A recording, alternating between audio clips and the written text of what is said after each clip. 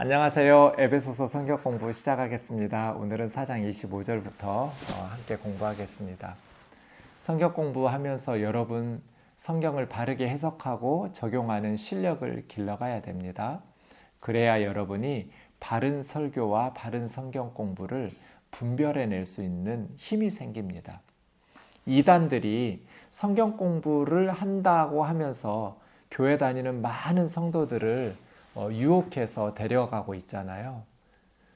하나님의 말씀을 바르게 해석할 수 있는 힘이 없으면 매우 위험합니다.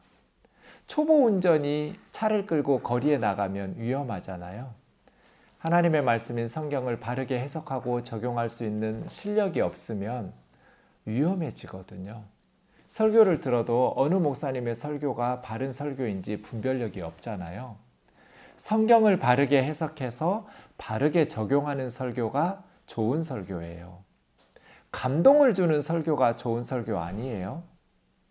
예화들 많이 하면서 감동 많이 주는 설교는 MSG 많이 들어간 음식 같아요. 원래 본 재료인 하나님의 말씀인 성경보다 예화 같은 그런 조미료를 집어넣으면 결국 그 사람의 영혼은 피폐해지고 병들 수밖에 없잖아요.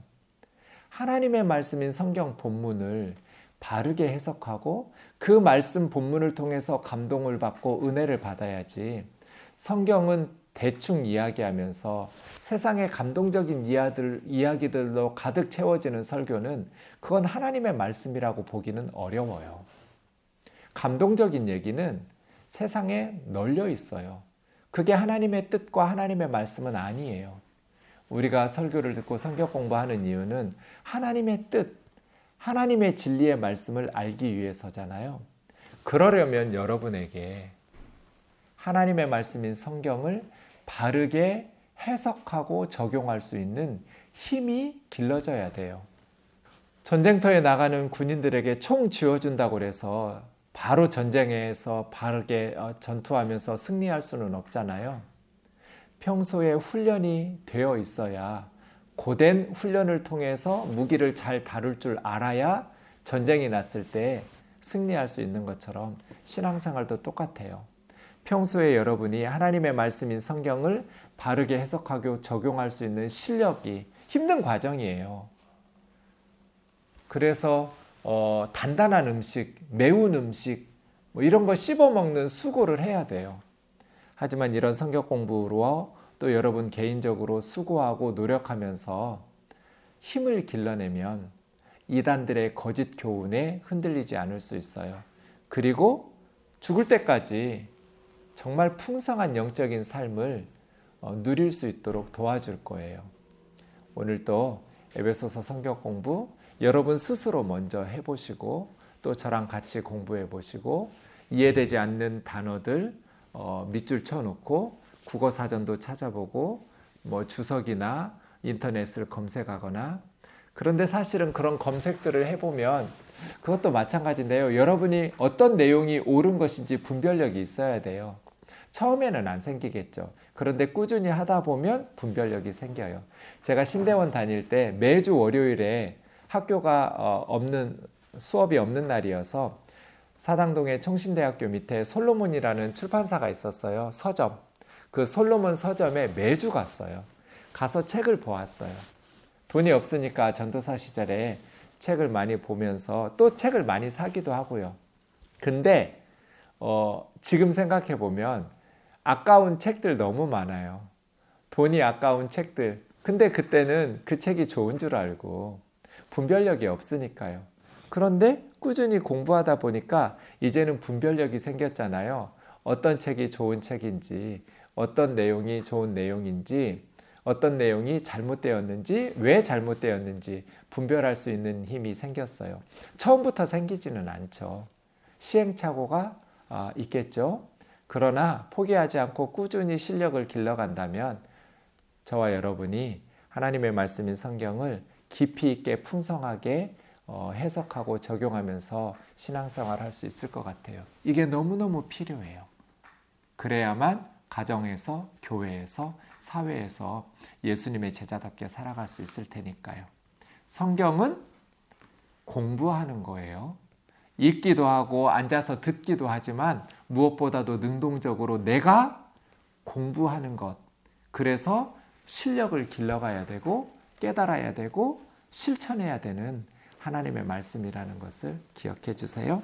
제가 읽겠습니다. 펜 드셨죠? 그런즉 거짓을 버리고 각각 그 이웃과 더불어 참된 것을 말하라. 이는 우리가 서로 지체가 됨이라. 분을 내어도 죄를 짓지 말며 해가 지도록 분을 품지 말고 마귀에게 틈을 주지 말라. 도둑질하는 자는 다시 도둑질하지 말고 돌이켜 가난한 자에게 구제할 수 있도록 자기 손으로 수고하여 선한 일을 하라. 무릇 더러운 말은 너희 입 밖에도 내지 말고 오직 덕을 세우는 데 소용되는 대로 선한 말을 하여 듣는 자들에게 은혜를 끼치게 하라. 하나님의 성령을 근심하게 하지 말라. 그 안에서 너희가 구원의 날까지 인치심을 받았느니라. 너희는 모든 악독과 노함과 분냄과 떠드는 것과 비방하는 것을 모든 악의와 함께 버리고 서로 친절하게 하며 불쌍히 여기며 서로 용서하기를 하나님이 그리스도 안에서 너희를 용서하심과 같이 하라. 아멘. 자, 이제 핵심 구절도 찾아보시고 문맥에 따라서는 한 구절 찾기가 어려운 그러한 부분도 많죠. 오늘 본문 같은데 그런데요. 네, 제가 늘 핵심 구절을 찾아보라고 하는 이유는 전체적으로 흐름을 보아야 하기 때문이에요. 핵심 단어도 찾아보시고 오늘 본문을 통해서 사도 바울이 하고 싶었던 이야기는 무엇일까요? 네, 이해되지 않는 부분들이 있었나요?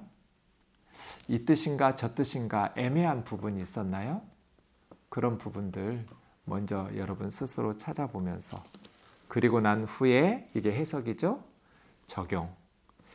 이 말씀을 내 삶의 신앙에 어떻게 순종할 수 있을까? 어떻게 적용하면서 실천할 수 있을까를 같이 생각해 보세요.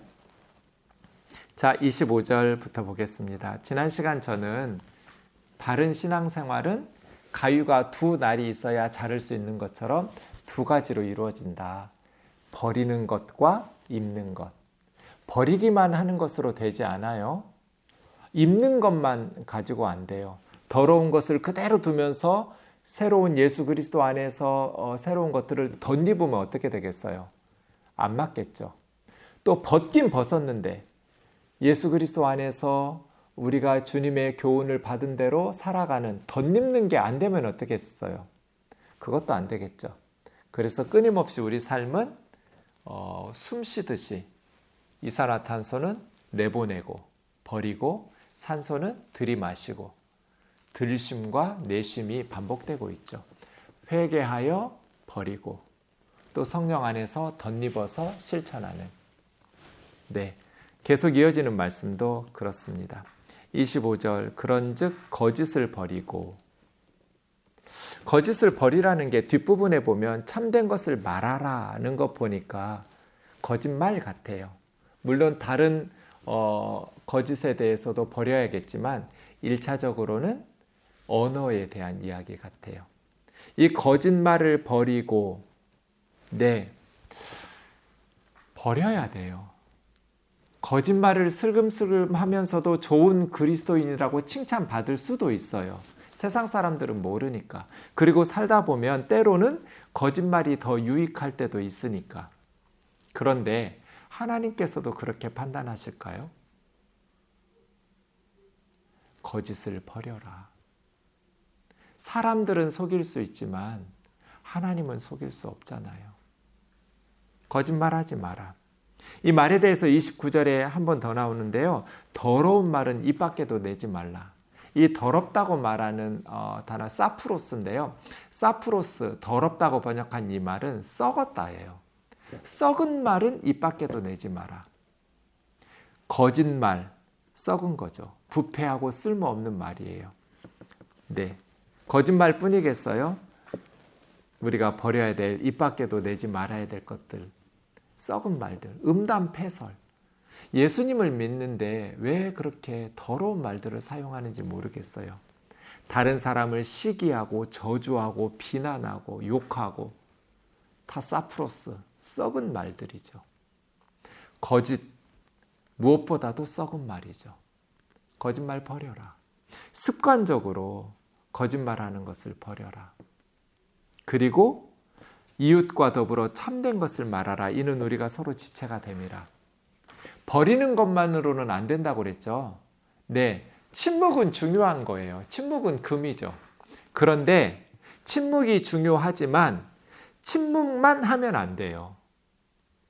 참된 것을 말하기도 해야 돼요. 그러니까 버리는 것과 입는 것이 같이 있어야 돼요. 거짓말은 버려야 돼요.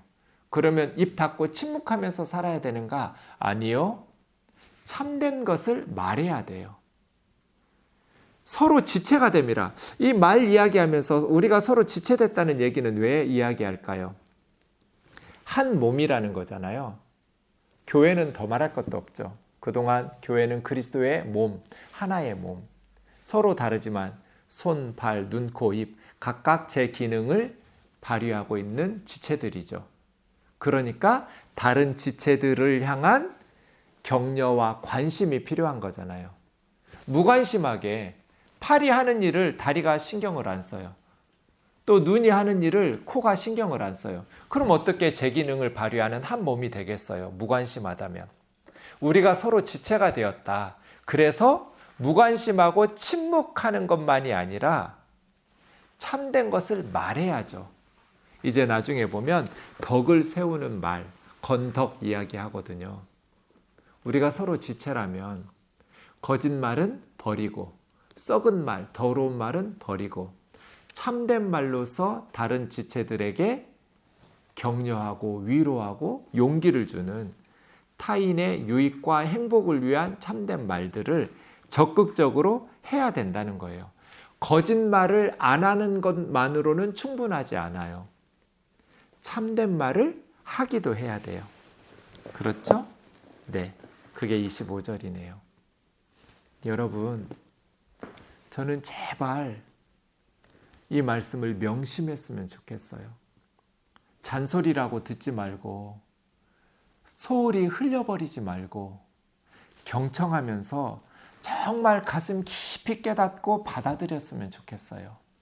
왜냐하면 가정에서 결국 말 때문에 상처받잖아요. 교회에서 결국 말 때문에 상처받고 기분 나쁘잖아요. 세상에서도 우리가 뭐 주먹으로 사람 때리는 일 별로 없잖아요. 멱살 잡고 싸우는 일 별로 없잖아요. 다 말이잖아요.